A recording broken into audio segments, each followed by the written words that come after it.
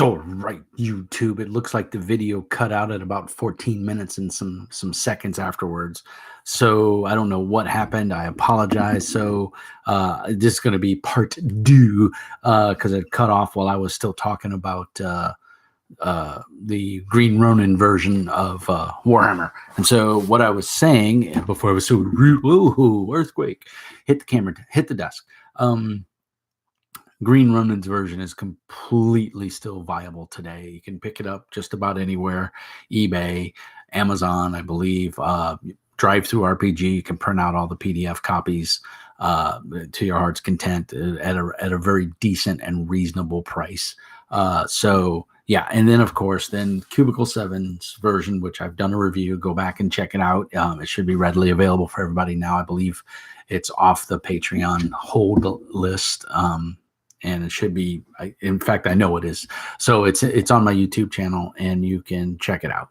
So to put the argument to bed, even Games Workshop, and I don't know if this is true, this is just Mr. Mean's opinion, but even they don't consider the Fantasy Flight board game to be one of the viable editions of Warhammer Fantasy Roleplay, because we go from first edition GW, second edition GW, reprint, which is, you could say, is 2.3 of the Hogshead edition, Green Ronin, which is the third edition, and then of course the fourth edition by things are beeping. I don't know what's going on here, and then of course the fourth edition by Cubicle 7. So that is really all I wanted to do. This would be a short video.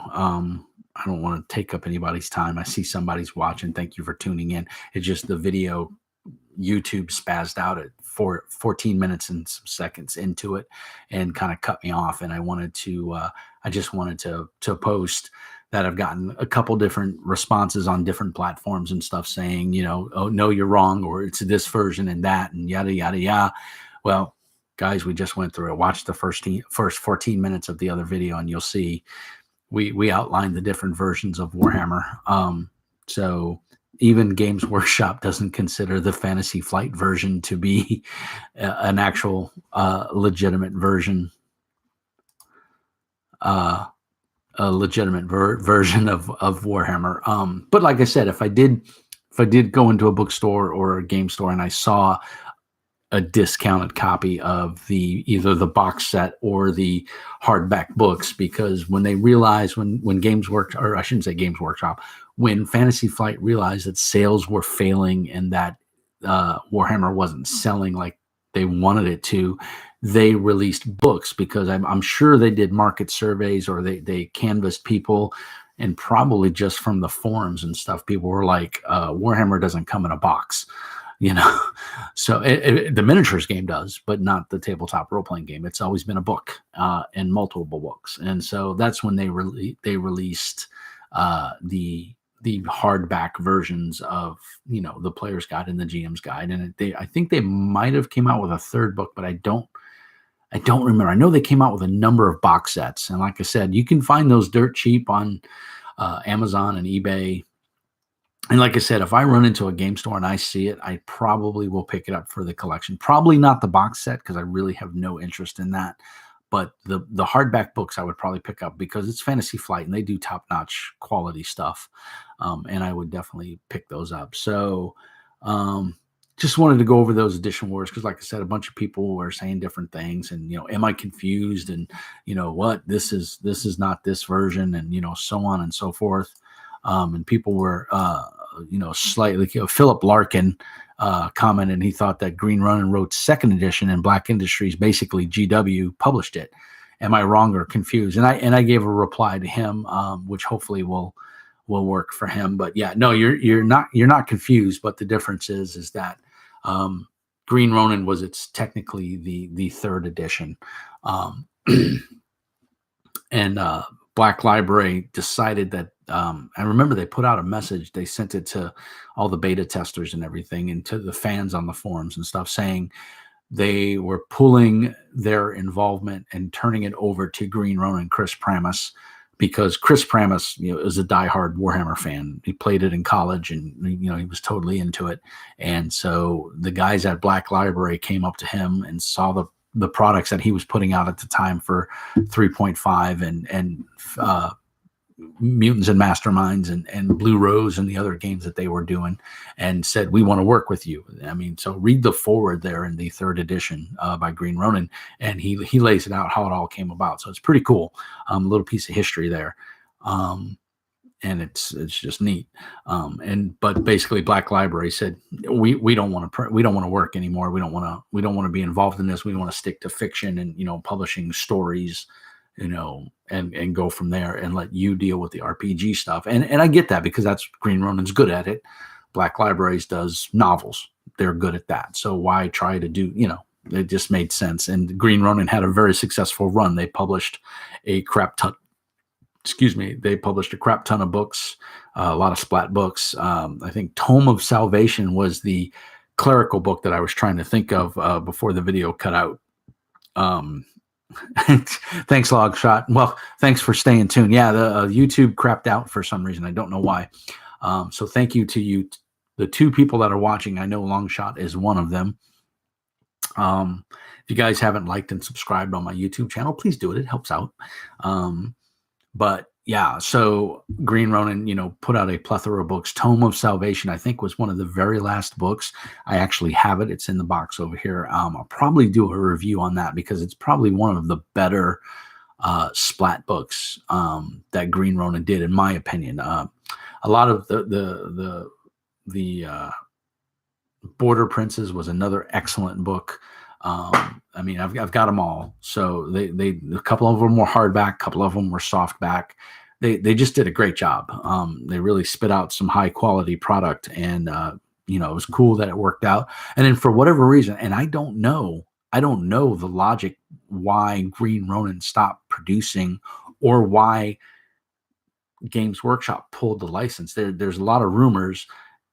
And I haven't, the next time I go to a convention and Chris Pramas is there, I'm going to hit him up and ask him if he can tell me what happened. It may be one of those things that he can only tell me off the record. I don't know. But I'm going to ask him, because it's curious to see. I don't know. And if anybody knows, feel free to post it in the notes down below, or post it in chat if Longshot or the other person who's watching knows. I don't know why they lost the license, or why the license was pulled, or if they just decided it wasn't lucrative for them. Maybe they weren't making enough money off of it. I don't know. But to me, the books were amazing. The interior art was fantastic. It screamed Warhammer. The quality of material, the rules were solid. I don't know why they stopped producing it. I don't know the reason. Well, Longshot, what good are you? Jeez. I got to be mean. Mr. Mean, it's my name. But yeah, I'm with you, buddy. I don't know either. And it sucks, because I would really like to know, because it looked like it was going well. The book sold like gangbusters. I mean, like I said, the only one that I know of that's really hard to get a hold of right now is Tome of Salvation, because it came out right at the end. I mean, and the license just went away. They just stopped producing stuff. And I know they had more stuff planned, and all of a sudden it was just gone. Who knows, and then of course we got the word that Fantasy Flight was doing it. And I remember when I saw the splash video that Fantasy Flight did for Warhammer, they did this really cool, black background with the Warhammer, and it was a spinning table with everything laid out on the table. And you're like, oh my God, I get tons of stuff for I don't even know what it retailed for, $100 or 150. I don't know. It was somewhere in between there. And I'm just like, this is not Warhammer. This is a board game. If I want to play a board game, I'll play Warhammer Fantasy Battles, or I'll play 40K. I don't want to play my role-playing game with a bunch of little cardboard tokens and say, no, that's not Warhammer. But like I said, it did sell. I mean, they put out a pretty good chunk of material for it, for the Fantasy Flight version. But it did start to die a horrible death. They tried to reinvigorate it with the books, thinking that would pull more people in, and then selling the dice. And I don't think it worked, because I don't even remember how long the game was out for. Maybe 2 years, maybe 3. And then they just kind of stopped supporting it. It just died a painful, slow, horrible death. a witch hunter cornered it and probably put a bullet through its head. I don't know. Fantasy Flight is notorious, though, for having great RPGs and killing them right in the middle of them, which is evident with things like, what was it? Not Midgard. There's a number. I can't think of them right now. It's late. It is 9 o'clock here. I'm going to be going to bed soon because I'm old and grumpy. But yeah, they had Midnight. They had their Midnight setting, which was, they killed that in the middle of the 3.5 heyday. Midnight was a great setting from Fantasy Flight. And then they had their the Fire one that was Dragons. It was 2 books. And they came out with, I think, a softback adventure. I can't think of the name of it. It was a white book and a red book. And I have it somewhere up there in the collection. I don't say. I'd have to look closer for it. But you were basically a reincarnated dragon, and it took place pretty much in England. But you could set it anywhere in the world. It was a role-playing game. You can always tweak that stuff. But that was another great game. It looked like it was going to do gangbusters. I remember buying it. I was so excited because you got to play a dragon, in human form, and you had these memories. And it was really cool. And had a very unique D6 dice system. And I'm not a fan of D6 dice, but it was awesome, and they killed it. The game just, all of a sudden, nothing happened. I don't know what happened. Just disappeared. So they have a history of games doing well, or at least the public thinks they're doing well, but internally maybe it's not what they want, and so they just kill it. I don't know. I have no clue. But anyway, maybe that's what happened with Warhammer. I honestly believe it was the fans not buying the product because it wasn't the Warhammer that they wanted, and I can see that happening. But yeah, it died a horrible death. So we have 4 people viewing now. So pop in the chat and say hi. I'll give you a shout out on the air. If you're a YouTube subscriber, let me know. I appreciate everybody watching. The other video went 14 minutes and some change if you're following up from that video, and it just crapped out for some reason. I don't know if my ISP went south or something with YouTube. I don't know. But anyway, we're babbling about Warhammer. If you have any comments or anything that you want to toss in there, feel free. I think I've babbled on about it. Oh, this is what I was going to bring up at the end of the other video. There are 2 books in the Warhammer collection that are extremely hard to get a hold of from the old days of early, Games Workshop. Already a subscriber. Thank you, Longshot. It's much appreciated. And there's 2. Slaves to Darkness, Realms of Chaos. This is Games Workshop, 1988. Nearly 300 lavishly illustrated pages. Army list for mortal and immortal forces, dozens of chaos mutations, new chaos spells and weapons, complete generation system for chaos champions and their retinues, fully compatible with Citadel Miniatures' Realm of Chaos range. These 2 books, I don't remember the name of the other one, Slave to Darkness, and the other one was Khorne and Tzeentch, and this one was Nurgle and Slaanesh, I believe, right? Although it's got the Khorne, or maybe this is the one with Khorne.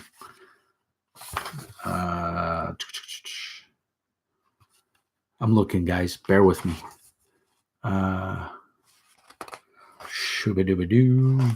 These books were great. The art was fantastic. That just look at that. That's just amazing.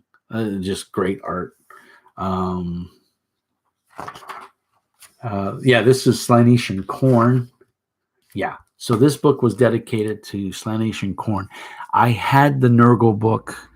I loaned it to somebody and I never got it back.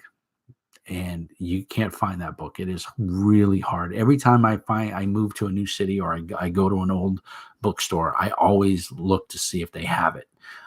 This one's in really good shape. I mean, this is first printing. I bought this original from my local game store when I lived in California. And I'm trying to see if it gives the actual print date. Product code is 0011 They don't give a date. They just give the date on. Oh yeah, 1988. All rights reserved. This is a great book. If you guys can ever find this or you see it, I mean, it was for fantasy and sci-fi. So it was 40K and it was Warhammer Fantasy Battles before they became big. So the original Warhammer 40K and Warhammer Fantasy were more. They were miniature games, but they skirted the line between a miniature game and a role-playing game. And because they were about making miniatures. And there's a bunch of miniatures pictures in here. But there's Marines in here, any number of Imperial Guard squads at 88 points per squad.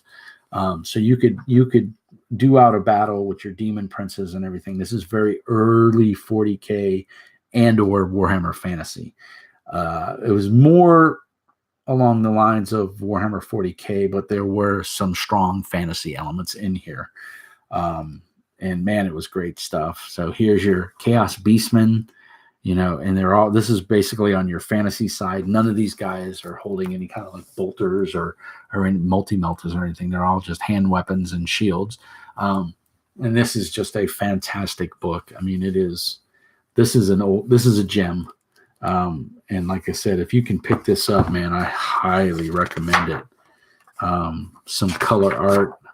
Yeah, look, here's some old Chaos Space Marines. I mean, that's some fantastic stuff. I mean, that's just, it's just really neat. I mean, these miniatures, they were just chunky miniatures. The old Chaos Minotaur, man, if you remember that back in the day. I had that miniature. It was painted horribly. Looked like I painted it with a Q-tip. Good to know my painting hasn't gotten much better. But yeah, this is a classic. And like I said, it was a great resource when I was running my Warhammer campaign. I reverted to this a lot for just inspiration.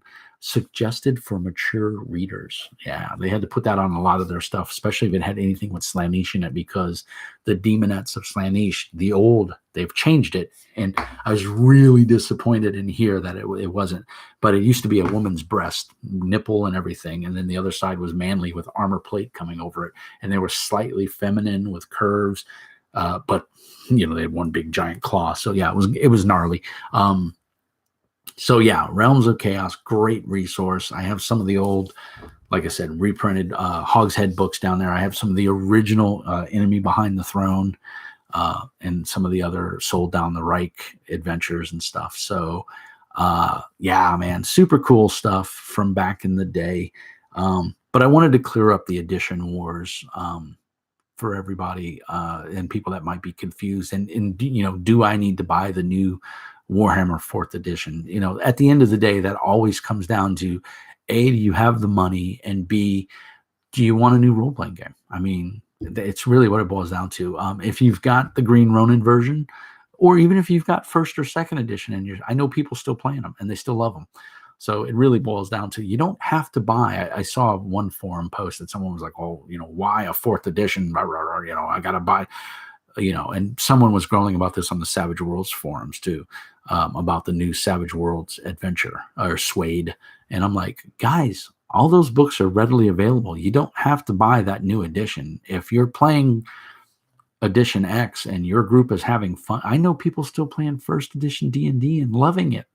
So, go to GaryCon every year. They play all the OSR games and have just as much fun as everybody who's playing 5th edition D&D.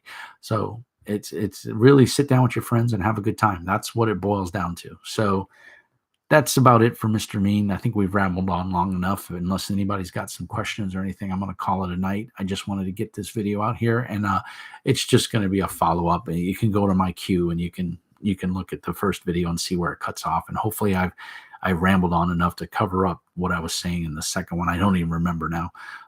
Don't get old, kids. So everybody, thanks for watching. Thanks for all the support and everything throughout the year, or years. I should have been doing this for like 2 years now, almost 3. So thanks a lot, guys, for watching. Smash that like button. Remember, I'm on MeWe. Shoot me a friend request.